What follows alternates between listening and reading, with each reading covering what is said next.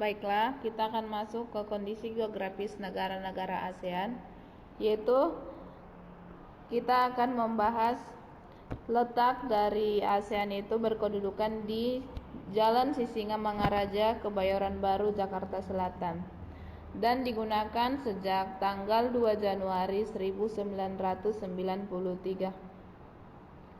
Negara ASEAN bergabung di wilayah benua Asia, tepatnya di 26 derajat lintang utara sampai dengan 11 derajat lintang selatan dan 93 derajat bujur timur sampai dengan 141 bujur timur dengan luas sekitar 4.494.810,3 km kuadrat.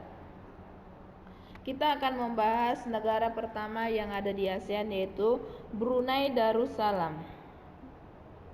Letak astronom Brunei Darussalam itu ada di 4 derajat 30 lintang utara sampai dengan 5 derajat lintang utara dan 114 derajat 40 bujur timur sampai dengan 115,5 bujur timur dengan luas wilayah 5.770,5 km kuadrat. Flora Brunei Darussalam mencakup meranti merah dan meranti kuning. Adapun fauna Brunei Darussalam antara lain bekantan dan musang liar. Negara yang kedua yang akan kita bahas yaitu Filipina. Filipina terletak di tepi barat Samudra Pasifik, yaitu berada pada 4 derajat lintang utara sampai 21 derajat lintang utara dan 116 derajat bujur timur sampai dengan 126 bujur timur, dan luasnya wilayahnya sebesar 299,999,7 km kuadrat. Di Filipina banyak terdapat hutan hujan tropis, dan di Filipina memiliki sekitar 760 jenis burung, termasuk kakatua berwarna. Yang ketiga, kita masuk ke negara Indonesia. Letak astronom Indonesia yaitu di 6,8 derajat lintang utara sampai dengan 11,15 derajat lintang selatan dan 94,45 derajat bujur timur sampai dengan 141,5 derajat bujur timur. Indonesia mengalami 2 musim, yaitu musim kemarau dan juga musim penghujan. Yang selanjutnya kita bahas yaitu negara Kamboja. Kamboja adalah negara yang berbentuk monarki konstitusional dengan kepala negara yang dipimpin raja dan kepala pemerintahan yang dipimpin oleh perdana menteri. Letak astronomis Kamboja adalah 10 derajat lintang utara sampai dengan 13 derajat lintang utara dan 102 derajat bujur timur sampai dengan 105 derajat bujur timur. Flora Kamboja antara lain ada pohon palma, ada bosarsus dan lamtoro. Fauna yang ada di Kamboja yaitu kukang kerdil, bison dan itik liar. Selanjutnya adalah Laos. Laos adalah negara yang berbentuk republik dengan nama Republik Rakyat Demokratis Laos. Letak astronomis Laos yaitu 14 derajat lintang utara sampai dengan 22,30 derajat lintang utara dan 100 derajat bujur timur sampai dengan 107,48 derajat bujur timur dengan luas wilayah 236.800 km kuadrat. Jenis flora yang ada di sana adalah anggrek, dan jenis fauna yang ada di Laos mencakup macan tutul, gajah, dan juga harimau. Selanjutnya, negara yang akan kita bahas yaitu adalah negara Malaysia, di mana Malaysia adalah negara kerajaan yang berbentuk federasi.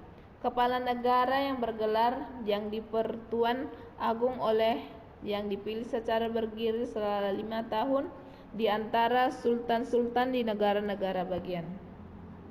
Letak astronomis Malaysia adalah 0,30 derajat lintang utara sampai dengan 7 derajat lintang utara dan 100 derajat bujur timur sampai dengan 119,30 derajat bujur timur dengan luas wilayah 330.435 km kuadrat. Malaysia beriklim tropis dengan temperatur dan kelembapan yang tinggi. Selanjutnya kita bahas negara Myanmar. Myanmar dikenal juga dengan nama Birma atau Burma dalam bahasa Inggris. Negara Myanmar berbentuk republik yang dipimpin oleh seorang presiden. Myanmar terletak di 10,30 derajat lintang utara sampai dengan 26 derajat lintang utara dan 93 derajat bujur timur sampai dengan 111,30 derajat bujur timur. Sekitar 50% wilayah Myanmar ditutupi hutan hujan tropis yang ditumbuhi kayu jati, karet, akasia, bambu, kayu besi, bakau, dan kelapa. Selanjutnya yang kita bahas yaitu negara Singapura. Singapura berbentuk negara republik dengan presiden sebagai kepala negara dan perdana menteri sebagai kepala pemerintahan. Singapura merupakan negara pulau di Semenanjung Malaka. Luas wilayah hanya 619 km kuadrat. Sedikit sekali ya, terlalu kecil negara Singapura. Banyak hutan dan rawa di Singapura yang telah ditimbun dengan tanah dan direklamasikan. Jadi di Singapura itu mereka membuat hutan buatan, ya, karena negara Singapura itu kecil sekali. Lalu kita akan membahas tentang negara Thailand. Negara Thailand itu adalah negara yang berbentuk monarki dengan konstitusional. Kepala negara dijabat oleh raja dan kepala pemerintahan dijabat oleh perdana menteri.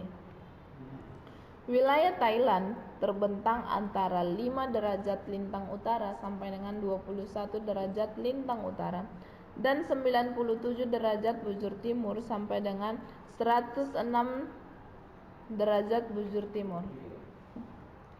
Hutan tropis kaya akan rotan, kayu besi, eboni, dan bakau. Dan jenis fauna yang hidup di Thailand itu yaitu ada harimau, ada leopard, ada kerbau, kucing, siam, gajah, dan berbagai jenis reptil lainnya. Jadi Thailand itu termasuk negara yang kaya akan flora dan fauna. Sekarang kita masuk ke negara Vietnam. Negara Vietnam adalah negara yang berbentuk republik dengan nama Republik Sosialis Vietnam. Presiden adalah kepala negara, tetapi pemerintahannya dipimpin oleh seorang perdana menteri.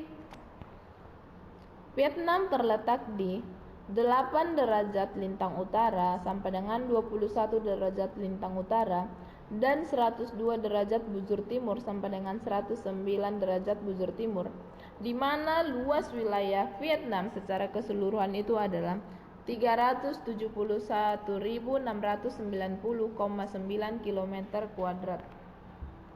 Jenis flora yang ada di Vietnam yaitu ada pinus, ada bambu, tanaman dan tanaman yang berdaun lebar. Dan jenis fauna yang ada di negara Vietnam itu adalah hewan yang bercorak Asia dan reptil seperti buaya serta ular. Lalu setelah itu kita akan membahas potensi sumber daya alam yang ada di negara-negara ASEAN. Jadi negara-negara ASEAN ini juga memiliki potensi sumber daya alam yang dimiliki oleh negara-negaranya.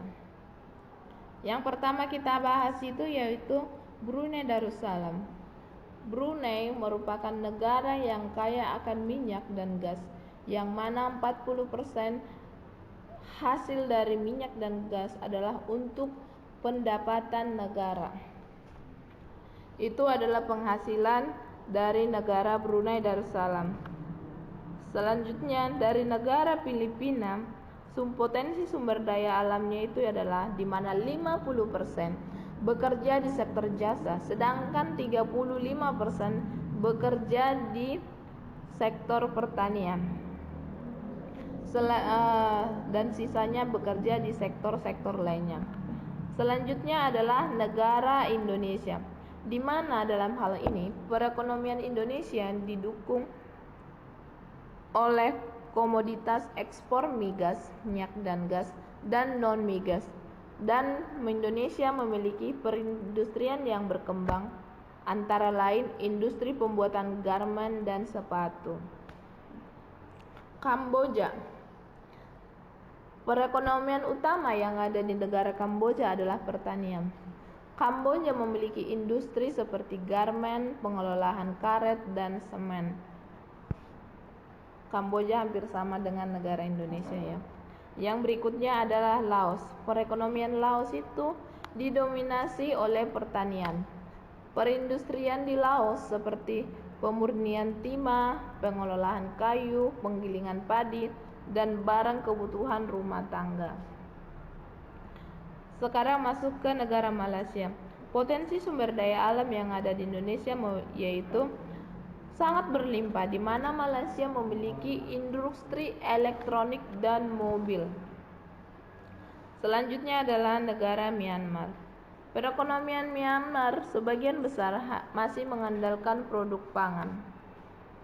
Lalu Singapura, di mana Singapura adalah negara yang berpenghasilan beraneka macam barang seperti hasil penyulingan minyak, tekstil baja, elektronik, pakaian jadi, dan percetakan. Selanjutnya adalah negara Thailand. Selain hasil pertanian, beberapa industri lain yang dikembangkan adalah industri elektronika, otomotif, dan juga tekstil. Jadi Thailand ini adalah salah satu negara yang bergerak di berbagai bidang. Lalu kita masuk ke negara Vietnam. Negara Vietnam adalah negara yang memiliki salah satu sumber daya pendapatan terbesar di Vietnam itu adalah beras. Jadi tidak menjadi suatu hal yang aneh jika Vietnam itu adalah negara yang paling sering mengekspor beras ke luar negeri. Dan industri yang berkembang di negara Vietnam yaitu semen, tekstil, makanan, kimia, kertas, dan juga pupuk.